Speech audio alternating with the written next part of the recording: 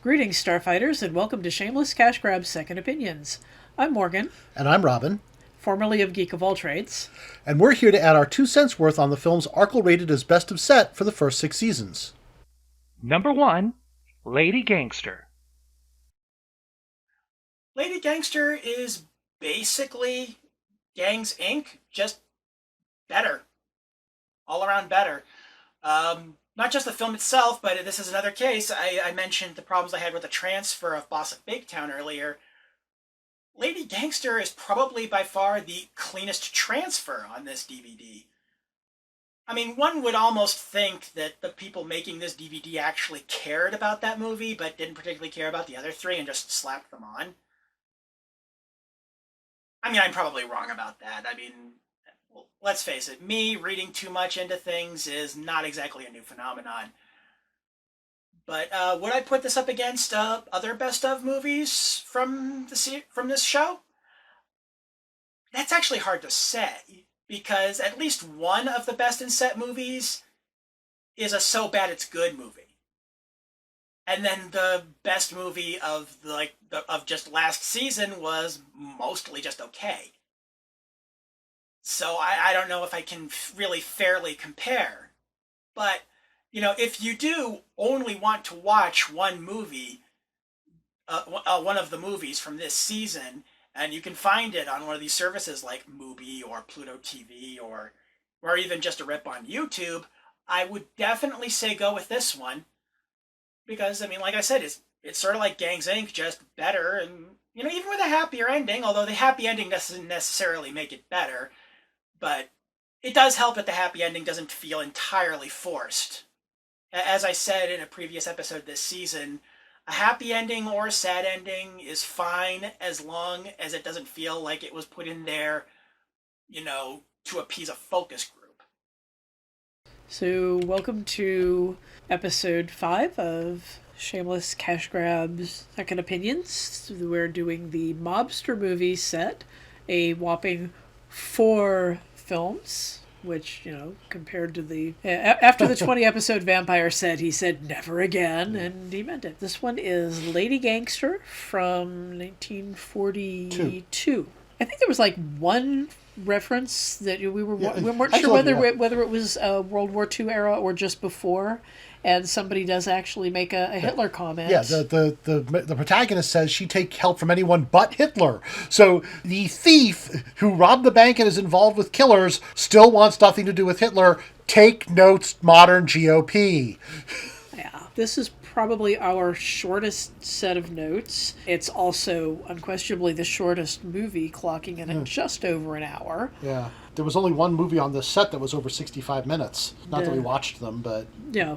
Again, we only watched the one movie off of each set, and neither of us had seen any of the others. So, right. Although I have a soft spot for this style from the golden age of filmmaking, the kind of gangster era drama with that 30s and 40s feel. I hadn't known that this was a remake of a 30s film until we watched his full review of this one, because his wrap-up was so short and mostly referenced Gangs Inc., but better.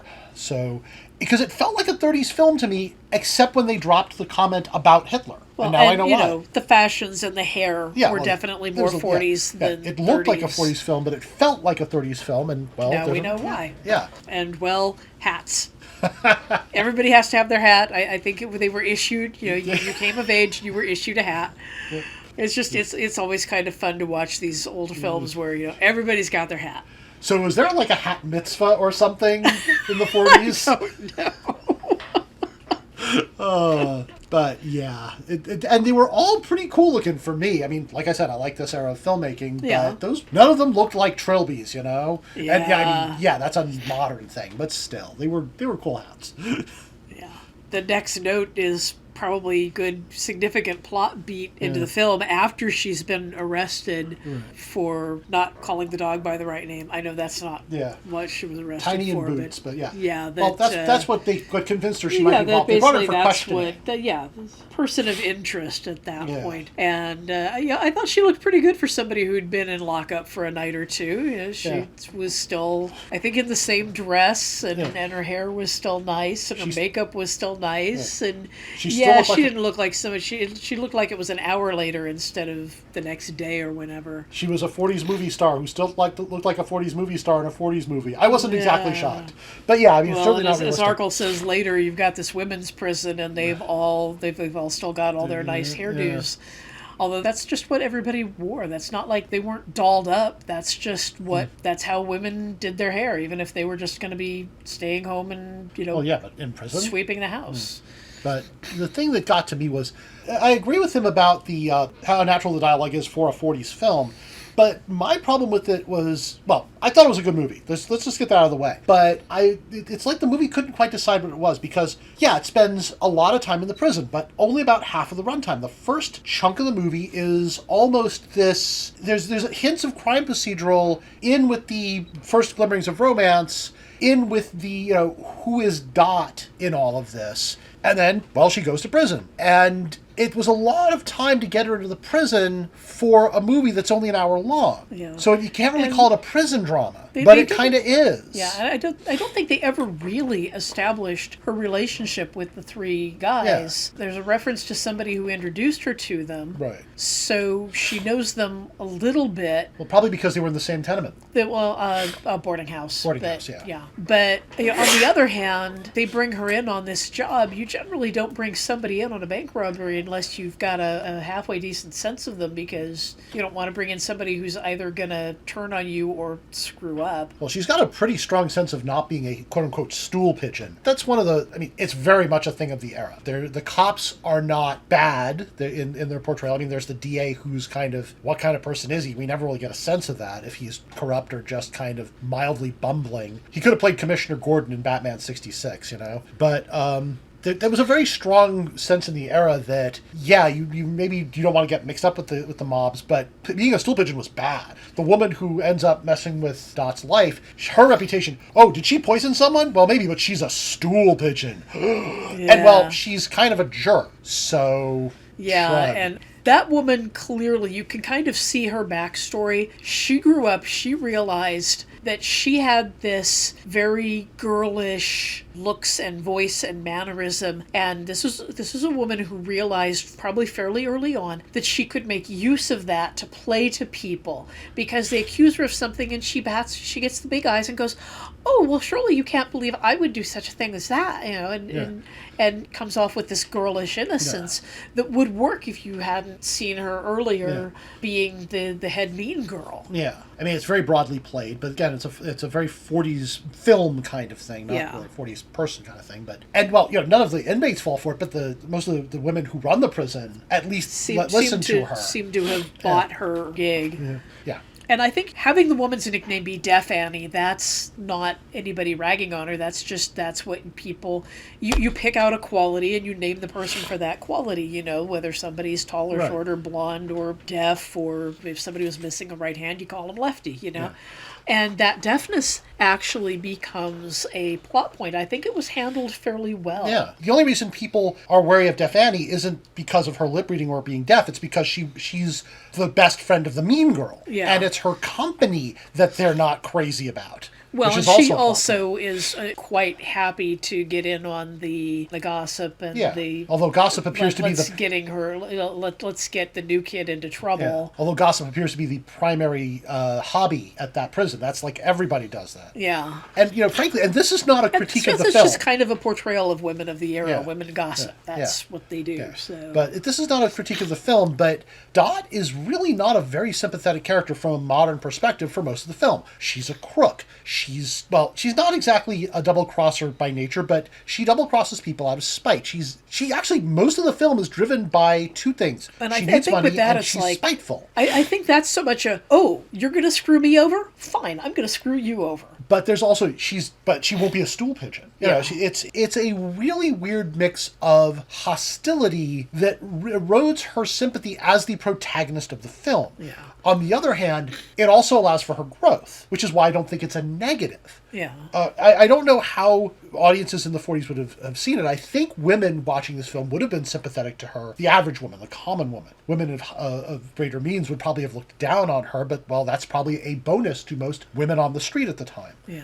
It occurred to me afterwards that the prison, it was a pretty cushy prison. I mean, they have like the little things on the walls, and Yeah. they have their decor, and the one with the Death Annie's sitting there knitting. Knitting needles qualify as a weapon. You can't take knitting needles into a courthouse because you could mess somebody up pretty bad with a knitting needle. And she's sitting there knitting. But it occurred to me that it was less like a prison and more like high school. Yes. Yep. Because you got this bunch of women in this institutional setting, and you've got the gossips and the mean girls and the cool girls and the evil principal and well, not necessarily evil, but the hard ass principal and the sympathetic vice principal, and you should put the whole thing in make them all a little younger and put them in a high school, and a lot of the social structure would be the same. Oh my God. Sneaking off to have a smoke. Well, that's a very prison thing too, but but it's also a high school thing. I've got some yes. cigarettes hidden under my mattress. Yeah. And then the matron comes along and clearly, two of them are sitting there smoking. You're going to smell the smoke. And the matron comes along and says something to them and walks away and doesn't bust them for smoking. Yeah. So she's obviously one of the cool ones. She's the cool vice principal that Morgan mentioned. Yeah, so that was one of those things that you think about after making the notes. Yeah. Eventually they get out. Although, you mean the escape? Well, I was going to move on to my point about the boarding house. So if you have something that comes before that, go ahead. Just really briefly, the action in the prison was better than the action in the final sequence. Yeah. I mean, not great. She's got some comments on that, but at least it was. Those ladies were throwing down. Yeah, and the gangster dressed as her sister. I like that. It's like, oh, my sister's come to visit. It's like, why is that remarkable? And she says to her friend Soda Voce, I don't have a sister. I think that I agree with Arkle that was really well done. He was dressed up as a nominally believable woman. Nominally, yeah. It wasn't played for laughs. It wasn't. No. He's obviously, that man was comfortable in his skin. Yeah. Because he was all done up in the hat and the fur and, I'm so worried about my sister, without there being any sense of him feeling threatened in his masculinity about it or having to joke it off or anything. Of course, part of that is because, you try to joke it off, you're going to get busted, and you don't want to get busted in prison. Yeah, and I can't say anything about the actor other than I think he actually did a decent job of portraying this complete creep as a human being who is a creep. But the smirk the character has, it's like he's actually kind of pleased with himself for getting away with this. Yeah. And we don't know how they made a connection, this woman and these other gangsters, but he clearly expects that she won't rat him out. She threatens to at one point, but clearly that's a back and forth about the threats that he's making. And, they're threatening each other. And she was the one that was bargaining from a position of power because she knew where the money was and he didn't. And she could rip off that wig and he'd spend a lot more time in lockup than she would. Yeah. He mentioned the action scenes. There's a fist fight between the broadcaster / love interest and the gangsters in the boarding house. And I'm watching them crash through balustrades and stuff, and I'm like, what is this boarding house made out of balsa wood? Even for Hollywood action movie, they were trash. I've seen bars in westerns that were sturdier than that boarding house. But that railing probably was in real life made of balsa wood. You probably was. Yeah, I know, but there was far more set damage than I think was really justifiable for that fist fight.